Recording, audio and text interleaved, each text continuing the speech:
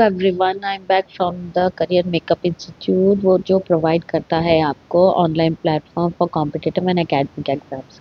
Right, तो हम लोग आपको प्रिपेयर कर रहे थे मैथ्स के लिए, और पहले मैंने करवाया था आपको क्लास 9th का मैथ्स। आज मैं शुरू कर रही हूँ क्लास 10th के मैथ का।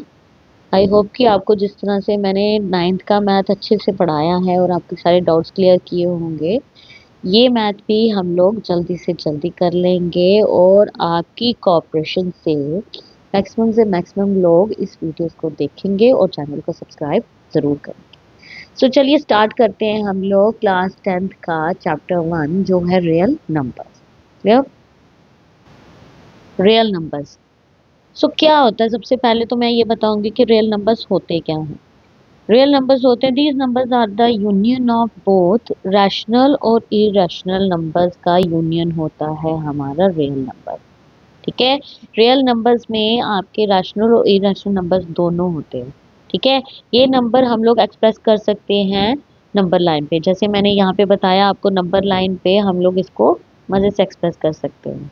These number can be both positive और नेगेटिव। ये नंबर नेगेटिव भी हो सकते हैं और पॉजिटिव भी हो सकते हैं। देखो, मैंने एक ली है यहाँ पे एग्जाम्पल, मैंने आपको बना के बताया है यहाँ पे नंबर लाइन। ये 0 1 2 3 4 -1 -2 -3 -4, तो ये इंटीजर्स हो गए हमारे।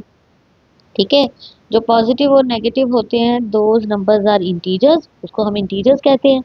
अब यहाँ पे अगर हमने रियल नंबर, रैशनल नंबर और इरेशनल नंबर यानी रियल नंबर्स को हमने यहाँ पे ड्रॉ करना है, तो ये जो मैंने ड्रॉ किए हैं दीज आर रैशनल और इरेशनल नंबर।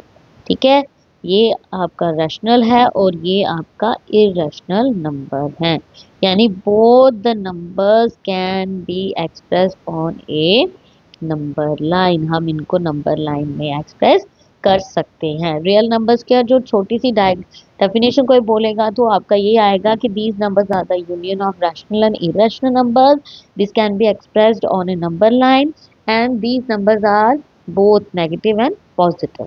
क्लियर? तो नेक्स्ट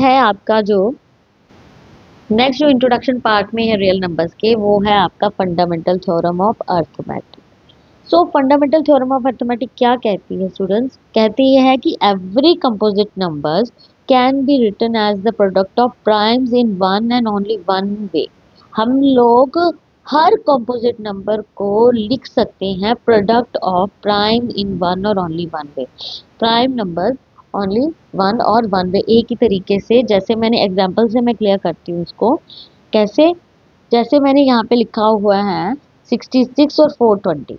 ठीक है, 66 और 420 को मैंने यहाँ पे कर दिया हुआ है एलसीएम। इसके फैक्टर्स निकालने थे मुझे, मैंने प्रोडक्ट लिखा है यहाँ पे, फैक्टर्स निकालने पड़ेंगे। तो फैक्टर्स निकालने के लिए एलसीएम किया पहले 66 का, 233 जा 3 11 जा 11 1 जा, फिर 420 का किया, 2 से किया शुरू। पता है आपको, हम लोग फैक्टर्स हमेशा छोटे नंबर से शुरू करते हैं।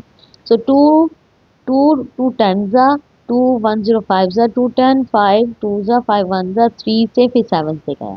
ठीक है, यहाँ पे मैंने फैक्टर्स लिख लिए हैं। 66 is equals to 2 into 3 is to 11, 420 is equals to 2 into 2 into 5 into 3 into 7। यहाँ पे 7 आएगा सिंपल आपका, 3 इज टू 7। क्लियर? अब अब ये तो हम लोगों ने शो करवाया कि एक कंपोजिट नंबर को मैं प्राइम नंबर्स के फैक्टर यानी प्राइम नंबर्स के फैक्टर्स में लिख सकती हूँ। क्लियर? ये मैंने बताया। लेकिन अगर मुझे इसका फन है क्या, मतलब कि मैं इन फैक्टर्स को कहाँ यूज़ कर सकती हूँ, ये जो मैंने फैक्टर्स कहे इनको मैं क्या क्या यूज़ कर सकती हूँ। एचसीएफ और एलसीएम में इसका यूज़ हो सकता है। मैंने क्या बोला, मैं बोल रही हूँ मैं कंपोजिट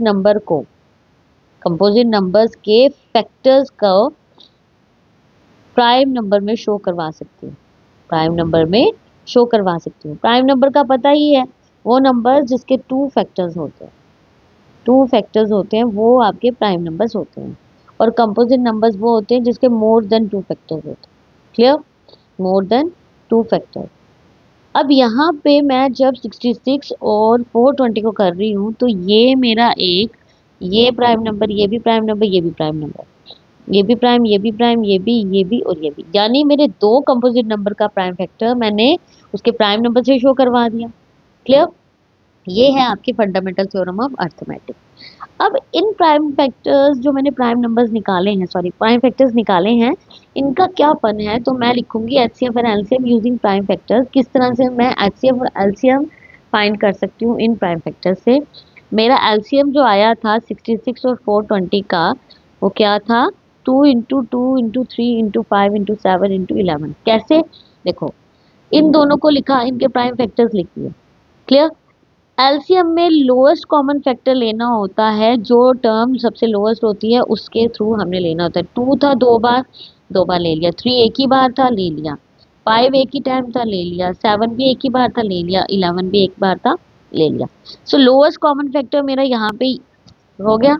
अब एचसीएफ की अगर मैं बात करूँ तो एचसीएफ में क्या होता है, हाईएस्ट कॉमन फैक्टर।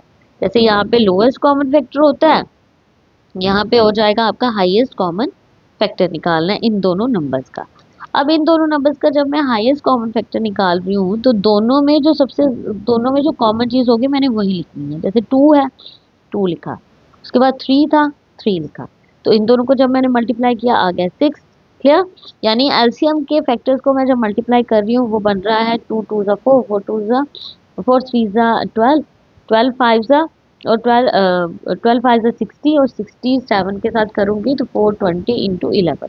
तो इनका जब मैंने मल्टीप्लाई करा ये आ गया मेरा 4620। ठीक है? उसी तरीके से इनके एचसीएफ को जब मैंने मल्टीप्लाई करा 2 3 ज़ा 6। ठीक है? यानी मेरे पास एलसीएम आ गया 4620 और एलसीएफ आ गया मेरे पास 6। क्लियर? ये था इंट्रोडक्शन का दूसरा पार्ट। इसके बाद है आपके इसके इंट्रोडक्शन में आगे जो है इंट्रोडक्शन में वो है रिलेशनशिप बिटवीन एलसीएम और एचसीएफ, यानी एलसीएम और एचसीएफ का रिलेशन किस तरह निकालेंगे हम लोग। इसका एक एग्जाम्पल है, सॉरी इसका एक फार्मूला है जिसको हम लोग कैसे लिखते हैं, मैं लिखूंगी first number multiply second number is equal to LCM multiply HCF. यानी जो दो नंबर आपको दिए होंगे एलसीएम और एचसीएफ निकालने के लिए, उन दोनों नंबर्स का मल्टीप्लाई किसके बराबर होना चाहिए, एलसीएम मल्टीप्लाई एचसीएफ के बराबर होना चाहिए। मैं एक एग्जाम्पल से समझाती हूँ। फर्स्ट नंबर मैंने ले लिया 66, जो वही जो मैंने पीछे लिया था। सेकंड नंबर अगर 420 ले रही हूँ और उसका एचसीएफ अगर मुझे 6 दिया उन्होंने, तो मुझे उन्होंने बोल दिया है कि यहाँ से मुझे फाइंड आउट करना है इसका एलसीएम। मुझे क्या फाइंड आउट करना है, एलसीएम। ये मेरा क्वेश्चन लिखा मैंने कि फर्स्ट नंबर दिया है, सेकंड नंबर दिया हुआ, एचसीएफ दिया है, मुझे एलसीएम प्रूव करना है। तो मैं यूज करूंगी ये फार्मूला। क्लियर? मैंने क्या लगाया, मैंने लगाया first number multiply second number is equal to LCM multiply HCF. इसमें मैंने वैल्यूज पुट कर दी तो 6 यहाँ पे हो रहा था मल्टीप्लाई, यहाँ पे आके हो गया डिवाइड। 6 को 66 के साथ काटा 11 सा, मल्टीप्लाई करके आपका आंसर आ गया एलसीएम का कितना, 4620। तो रिलेशनशिप एलसीएम और एचसीएफ के बीच में हम इस तरह से फाइंड आउट कर सकते हैं। नेक्स्ट जो है इसके इंट्रोडक्शन में, नेक्स्ट जो इंट्रोडक्शन पार्ट में है इसके रियल नंबर्स के, वो बहुत इंपॉर्टेंट है। आपकी एक्सरसाइज में से क्वेश्चन दे रही हूँ मैं, एक एग्जांपल देके उन्होंने अगर प्रूव करना है कि प्रूव √2 इज इरेशनल, आपने √2 को इरेशनल प्रूव करना है। इसको मैं कॉन्ट्राडिक्शन मेथड से प्रूव करूंगी। कैसे, मैं एज्यूम करूंगी कि मैं कॉन्ट्राडिक्ट करती हूँ कि √2 जो है रैशनल नहीं है, यानी ये रैशनल मैं नहीं प्रूव करूंगी। उस तरीके से मेरा ये क्या आ जाएगा, मेरा ये इरेशनल प्रूफ हो जाएगा। क्लियर? चलिए मैं लिखती हूँ प्रूफ में कैसे। प्रूफ में मेरा आ जाएगा, मैं लिखूंगी let us assume the contrary that √2 is rational. ठीक है, यानी ये रैशनल नहीं है। मैं ले लेती हूँ √2 is equals to a by b के फॉर्म में। ठीक है, यहाँ पे ए और बी क्या है आपके, ये को प्राइम है। बी क्या है आपके, को प्राइम है। को प्राइम नंबर कौन से होते हैं, वो नंबर जिसमें कॉमन फैक्टर सिर्फ 1 होता है। क्लियर? ये को प्राइम है। अब यहाँ पे मैं क्या करूंगी, बी को मैं ऊपर लेके जाती हूँ। ठीक है, ये मेरा आ जाएगा कैसे, √2b इज इक्वल्स टू ए, ठीक है। अब स्क्वेयरिंग बोथ साइड, दोनों साइड कर लेती हूँ, मैं लिखूंगी squaring both side,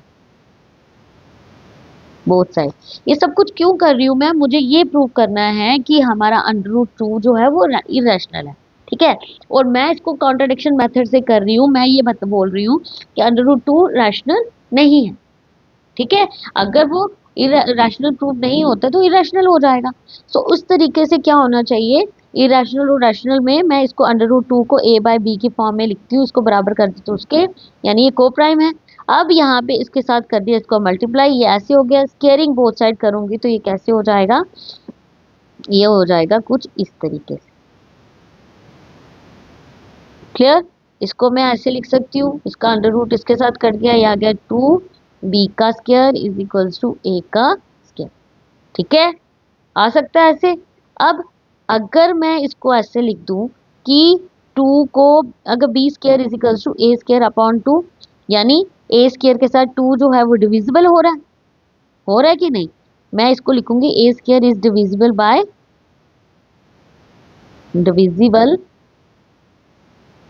bye 2।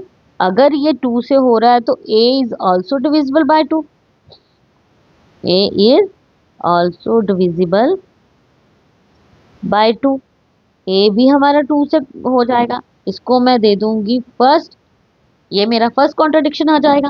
Clear, यानी मैंने तो प्रूव कर दिया कि मेरा जो b स्क्वायर है, यानी अंडर रूट 2 को मैं डिवाइड कर सकती हूँ किसी के साथ। क्लियर, अब मैं क्या करूंगी, मैं अगर एक और चीज एज्यूम कर लूं, मैं लिखूं a को 2c के बराबर। यहाँ पे c क्या है आपका, c is an integer, c is an integer, ठीक है। c अगर आपका इंटीजर में आ जाता है, सो a जो था मेरा किसके बराबर था, 2b के, ठीक है।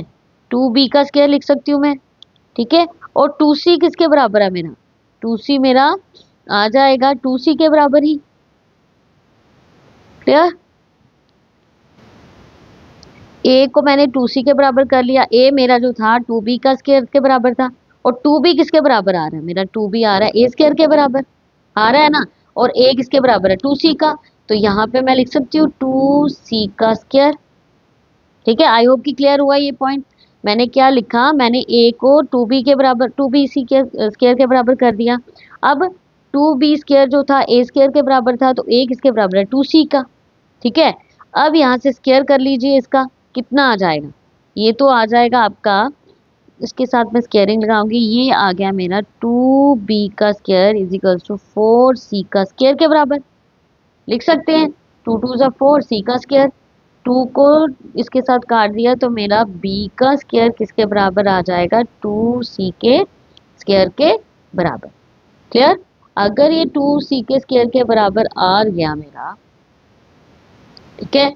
अगर ये 2b के स्क्वायर में, तो यहाँ पे लिख सकती हूँ मैं, क्या लिखूंगी, सेम जैसे स्टेटमेंट ऊपर लिखी है कि b square is divisible by, b square is divisible by 2, b is also divisible by 2। clear, this is your second equation, ठीक है। अब यहाँ पे a, इसका मतलब ये हुआ कि a and b having common factor, दोनों के क्या कॉमन फैक्टर निकलता है 2, क्या कॉमन फैक्टर निकलता है दोनों का 2। कैसे, इसको इसके साथ डिवाइड कर सकते हैं, इसको भी इसके साथ डिवाइड कर सकते हैं। क्लियर, अगर ये डिवाइड हो जाता है तो मैं लिख सकती हूँ यहाँ पे, सो दिस कॉन्ट्राडिक्शन, जो हमने कॉन्ट्राडिक्शन करी थी, ठीक है, दिस कॉन्ट्राडिक्शन इज अराइजन, ये अराइजन कैसे हुई कॉन्ट्राडिक्शन, क्योंकि because of our wrong assumption, हम लोगों ने रॉन्ग अजम्प किया था, हमने क्या अज्यूम किया था, कॉन्ट्राडिक्टरी किया था कि अंडर रूट 2 जो है रैशनल है, रॉन्ग assumption, ठीक है। therefore under root 2 is irrational, ठीक है। ये अंडर रूट 2 हमारा क्या प्रूव हो गया, irrational प्रूफ हो गया। सो गाइज, ये था आपका introduction part of chapter real numbers. I hope कि आपको क्लियर हुआ है। अगर नहीं क्लियर हुआ है ना तो हम थोड़ा बहुत जो है कि कमी आपकी वो एक्सरसाइज में पूरी कर देंगे। सो आप इसको अच्छे से गो थ्रू करिए। कोई भी डाउट होगा तो कमेंट बॉक्स में ज़रूर लिखिएगा। प्लीज़ गाइस, मुझे आपके लाइक की, आपके सब्सक्रिप्शन की बहुत ज़रूरत है। मुझे बहुत मोटिवेशन मिलती है उससे, आपके व्यूज़ से मिलती है। So do like and subscribe to my video, it will really motivate me. So बहुत जल्द मैं मिलती हूँ आपसे इसी चैप्टर की एक्सरसाइज को लेके। Till then bye and take care.